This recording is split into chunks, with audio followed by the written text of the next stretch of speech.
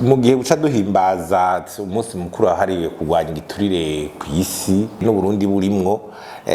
mwishira hamwe parseme turongoye ari ubutumwa bukomeye twashaka guha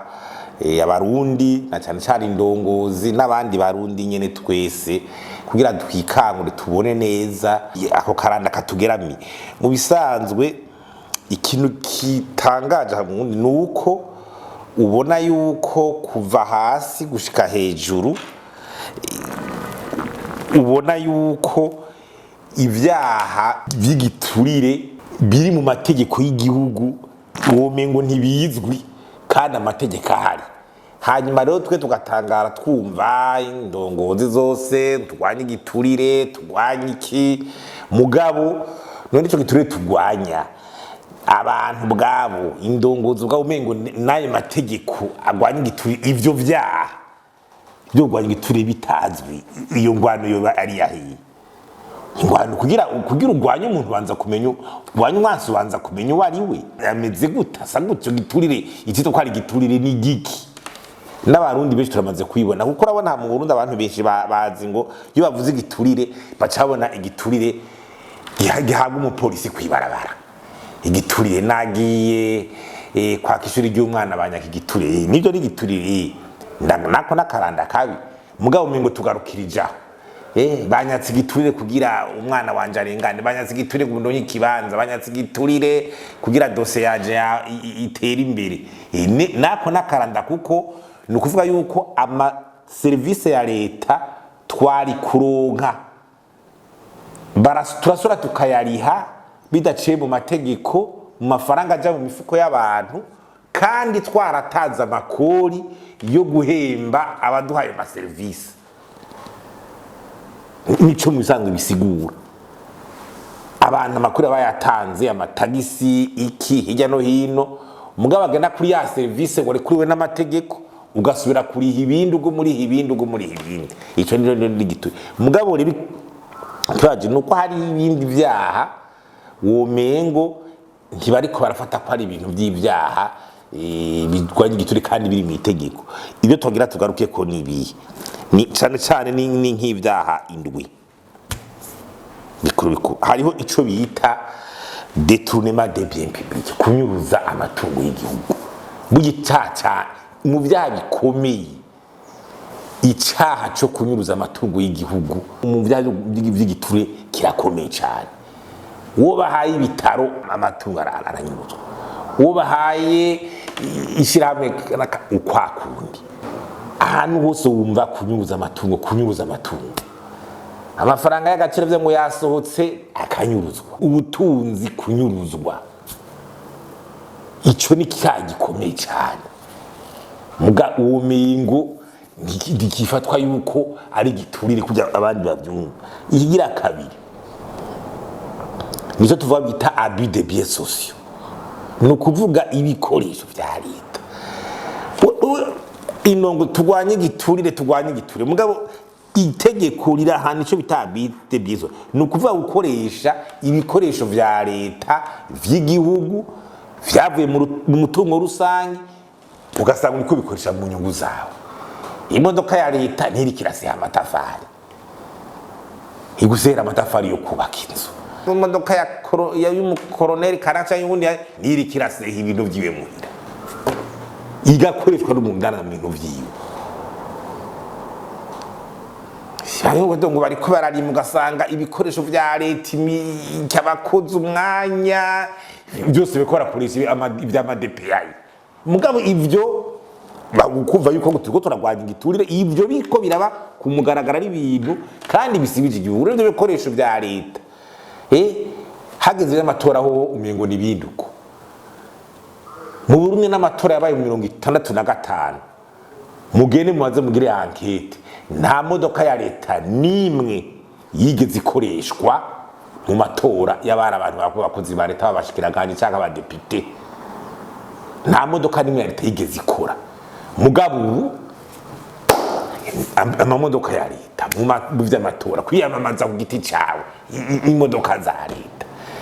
ikintu cyose ndi mu entrepreneur ndiko ndarima ndiko ndagira iki ibikoresho vya leta mugabo kurwanya igiturire ngo twitwe turarwanya guti kibikunda duze turatera imbere. Ikigira gatatu concussion, ico bita concussion, abantu batoza amahera mu gihugu adaciye mu mategeko, abantu batoza amanda atazwi atemewe. Muga ivyo nibona ko ari bituri, umuntu uramufasha ngumufata mitonga ivyo yarafise bakaca bimunyaga ukamengo ngo niho igihano bamwa ngo baramuhaye igihano ngo ayo mafaranga baramutwaye ngo baragize gute. Amanda bazwi n'amategeko, amahera atozwa mu gihugu amwe bazwi n'itegeko n'ibyirizwa rigenga amafaranga leta ikoresha ku mwaka. Mugabo bakaduka bagatoza bakigiza ijibi bagahanongo mu makosa bakabaka amahera bakagira gute. Ivyo rero ngo nibisanzwe. Epuruta itegeko rigwanya igiturire rirabihana ku myaka 5 shika no ku myaka 10. Konkisira gisibije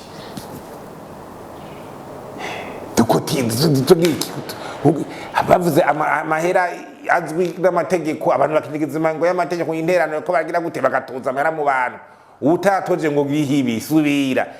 bijya n'ivyaha bihanwa. Favoritisme,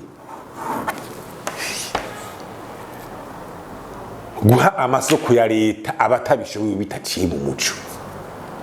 guha akazi abatabishoboye bidaciye mu muco.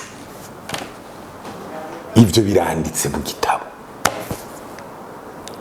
n'itegeko rigwanya igiturire n'ibihano bitangwa. Ivyo amasoko byo nakamara amazi, amasoko yatanzwe mu butare ngo turabye mukora ngo yatanze ngo baragavye ubutare ngo bagavye yatanze gutaye masoko. Hari gutora ugora iki numenye ingene vyabaye, urayindira amapere d'offre ahamagara abantu guhana ukabura. Abo bimbamara ngo ariko barindiza igitoro urarindira ingene umuco byaciyemo ukabura. Hasi usanga ugasanga amabarabara mwamwe yubatswe. Ikintu cyambere kibangamira ubutunzi bw'igihugu nitangwa nabi ry'amasoko. Amahera azosohoka hubaka ibarabara ridakomera ibomoke, hubaka ishuri ricariguruka, amashuri akubakwa, abantu bakarabashiga amashira hamwe bagaca bayaha amasoko. Ishira ngo tugende muri ntuze ngo tugende ngo hajya ngo tukuja ngo muri adebe ngo haguha nifi n'icyo ugashinga ishira hamwe ngo bonyene ngo amafaranga ugacotora ugacutanga ukoresha ikintu kugira gikeneye guhabwa abantu bafite experience ngo nimuje hamwe ngo gena mushingishira hamwe ngo cyo tuwaha isoko. Nta kintu kimwe gishobora kuba mu nkomezi ahantu amasoko atangwa nabi. Kandi mumenye neza yuko rijya bije ya leta usanga 70%. Mwumvise ngo na miliyaridi ibihumbi ni 3-4. Mumenye ko 70%, 75% hafi amamiliyaridi ibihumbi n'ibihumbi aca mu masoko ya leta. Nukuvuga igihe amasoko ya leta atanzwe nabi ya mahera n'umuyaga uzobugiye. Iryo shuri zubakwa ribomoke mu minsi 3, impome zitangure kwaka imigaga, amabati aguruke, ibarabara bakubaka ibarabara bukiye buri toro ugasanga toka abantu bose ni misoko utabishoboye isukiniki no guha abantu akazi batabishoboye, gushira abantu akazi batabishoboye ni igiturire. Ushaka abantu akazi bishoboye uravye ngo ni ukaraba politiki ukaha umuntu atabishoboye kubera politiki cyane kubera ibi n'ibindi, kubera kimenyane gusa umugenzi, kubera ubucuti n'iki. Iki gisata cy'amasoko ya leta umugabo kandi abariko abikora mugabo kugasanga biravuga ngo turwaye tuko turagwanya igiturire. Prise legale dente ugasanga prise legale dente abantu ko barondera inyungu zitajanye n'amategeko mu vya leta. Umuntu yafashe ishuri yarikotesheje inyungu ariko aratoza akazitoza mu bintu vya leta. Hanyuma kubera hari tubigaruka ko dejo kubera uko kunyuza amatungo y'igihugu ivyo biturira abantu bagenda baraka hirya no hino bica bibonekera muco bita enrichissement illicite, gutuma umurengera ibintu bidasiguritse. None we bazokunuma mu stanteri uwo mwanya mu misi bikeyi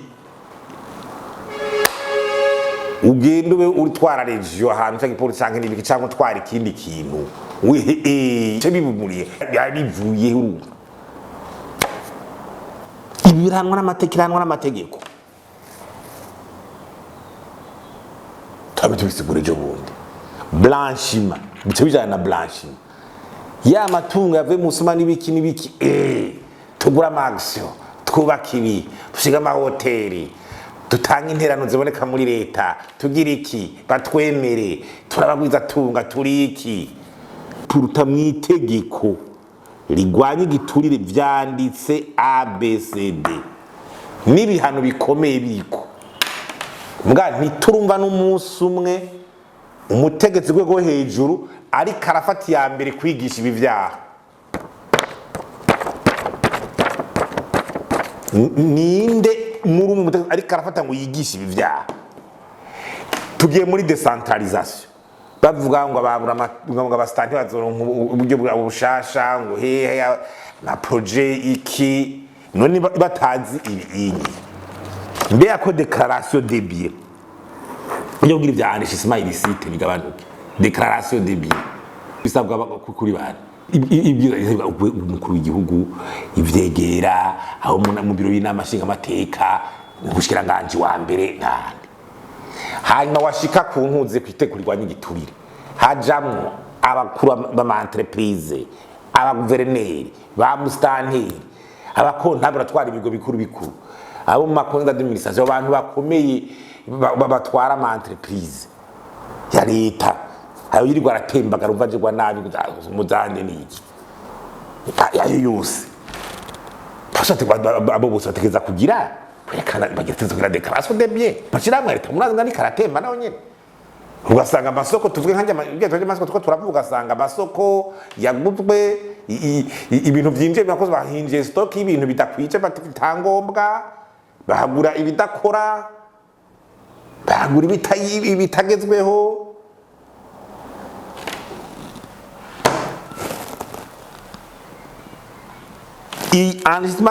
Igihugu kidashobora kontrola enrichissement illicite n'ibintu vya blanchiment ntaho kigera kuko aba bantu bose bivye biturire bagire gute ushobora kutabafata mugabo umuntu biza kubonekera muri ibi vya blanchiment enrichissement illicite utashe kugwanya ivyo rero nitego rigwanya igiturire bari baradasabye yuko daire biba claire bideze ingene niyo blanchiment niyo intuze enrichissement illicite igwanywa. None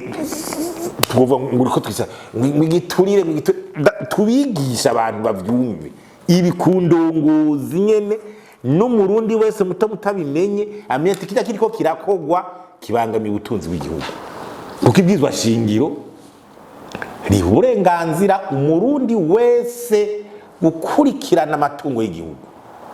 La constitution iha uburenganzira umurundi wese kurikirana uwigira sindabaza kuri ico abareka arasukira inkozi zikibi mucozi. Nibazara yuko hageze aho tuzaturuma mu rurimi rw'indongozi kuva hejuru ibi vyigishwe twumva indongozi ziriko zirigisha ibi bintu ibi vyaha twe turabivuze we baravyumva bavyumve n'abarundi rero basanzwe heze bavyumve kugira ingingo zifatwa kugwanya igiturire hafatwa izo ngingo ziboneka zigaragara nta dusanga turiko niho kuvomera mu catobotse. Iyi tariki yo kugwanya igiturire itariki 9 rero nakanya ko kubita gatima mpembero kumenya igiturire carico ivyo vyaha ibyo ari byo kumire no munyiza tuzora umwanya kuza turasigura kimwe kugira abantu bavyumve twumve ivyari vyo tubanye umwansi mugabo tuzi uwariwe n'ingene asa nyine umwansi mukubanzwa ninde ameze gute atoborera hehe uwo mwansi rero yimenyekanisha muri ibi vyaha ingene bisa ingene vyitwa kandi amategeko akaba bivuga akaba vyerekana tuje hamwe rero twigiza ukarana tugira amahoro.